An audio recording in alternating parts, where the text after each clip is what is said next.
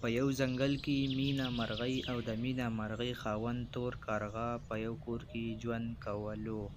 او مینه مرغۍ دوه هګۍ هم اچولې وې او د هغې نه بچي راوتو واله وو. او د مینه مرغۍ خاوند تور کارغه به د لوریانو نه ډېر زیات نفرت کولو او د زامنو سره به یې مینه ډېره زیاته لرله. ای ښځې زما دا خبره په پوره غوږونو واوره، که ستا د دې انډو نه چرې زامن راونوتله او لوریانې راووتلې، نو په هغه ورځ به زه ته او ستا لوریانې د دې کور نه وشړمه او ځان له به بل واده وکړمه. او کله چې مینه مرغۍ دا خبرې واوري نو ډېره زیاته خفه شي او بیا خپل خاوند ته وایي: ای سړیه، دا ته څنګه خبرې کې؟ لیونی شوی خو نه یې، لوریانې او زامن خو د الله پاک په لاس کې چې چا له زامن ورکړي او چا له لوریانې. او لوریانې خو د الله پاک رحمت دی. او اخر ولې ته د لوریانو نه دونه نفرت کې؟ ته څنګه یو پلار یې چې د خپلو لوریانو نه دونه نفرت کې؟ ای ښځې، ما له په دې خبرو باندې دماغ مه خرابوه، چې ما درته کومه خبره وکړله په دې خبره باندې پوه شه. او زه اوس د دې کوره ځمه او د هغې پورې نه راځمه چې د څو پورې ستا د دې انډو نه بچي نه وي راوتي، او چې زه بېرته راځمه او ستا د دې انډو نه زامن راوتلي وو او لوریانې نه وې راوتلې، نو په هغه ورځ به زه تا او ستا لوریانې د دې کور نه وشړمه. او کله چې مینه مرغۍ د خپل خاوند تور کارغه دا خبره واوري او مینه مرغۍ ډېره زیاته خفه شي او پریشانه شي. او د دې نه پس بیا کارغه روان شي او د کور نه بهر وځي. او لوریانې خو د الله پاک رحمت دی. او اخر ولې ته د لوریانو نه دونه نفرت کې؟ ته څنګه یو پلار یې چې د خپلو لوریانو نه دونه نفرت کې؟ ای ښځې، ما له په دې خبرو باندې دماغ مه خرابوه، چې ما درته کومه خبره وکړله په دې خبره باندې پوه شه.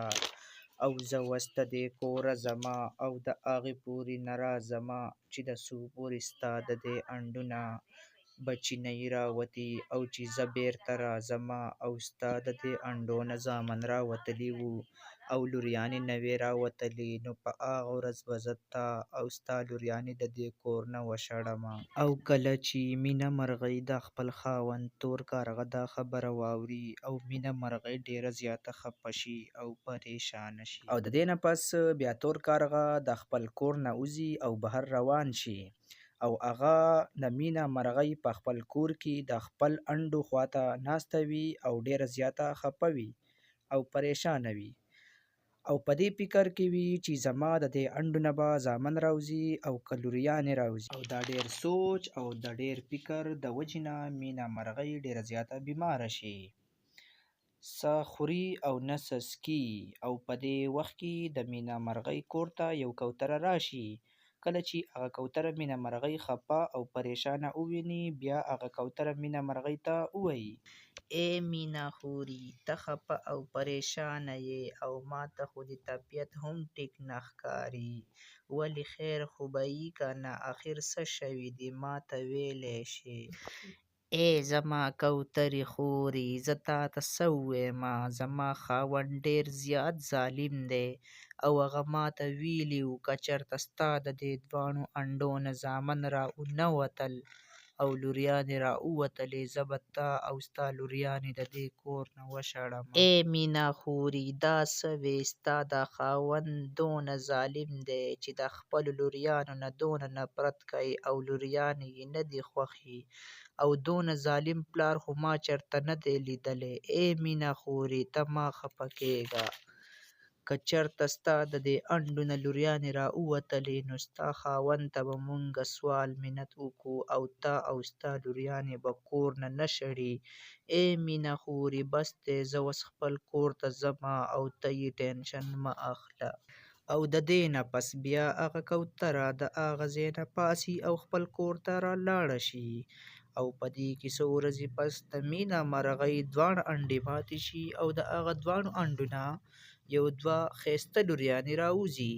او کله چې مینه مرغۍ هغه خپلې دواړه لوریانې وویني، نو بیا مینه مرغۍ د خپل ځان سره ووایي: دا خو زما د دې دواړو انډو نه ښایسته لوریانې راوتلي، خو زما خاوند ډېر زیات ظالم دی، او که زما کور ته راشي او زما لوریانې وویني نو هغه به ما او زما لوریانې د دې کور نه وشړي. او مینه مرغۍ په دې وخت کې ځان سره خبرې کوي. په دې وخت کې د مینه مرغۍ خاوند تور کارغه خپل کور ته راشي او د مینه مرغۍ ته ووایي: ای ښځې، ما ته زر ووایه، زما د هغه انډو نه لوریانې راوتلي دي او که زامن راوتلي دي؟ شابه زر ووایه. او د دې نه پس مینه مرغۍ په ژړا شي او خپل خاوند ته ووایي: ای سړیه، زمونږ د هغه دواړو انډو نه زامن نه دي راوتلي، بلکې دوه لوریانې راوتلي دي. بس ښځې بس، تا ته خو ما ویلي وو که نه، که چېرته ستا د دې انډو نه زامن راونوتل او ستا لوریانې راووتلې، نو په هغه ورځ باندې به زه تا او ستا لوریانې د دې کور نه وشړم، او زه د دې دوو لوریانو بوج په خپل ځان باندې نشم تېرولی، او زه د لوریانو نه نفرت کوم او زما زامن خوښي. او ته اوس په دې صحت زما د کور نه وځه او خپلې لوریانې دې هم د ځان سره بوځه، نوره زه تا یو منټ هم په دې کور کې نه پرېږدم او چې بیا واپس دلته کې را نشې.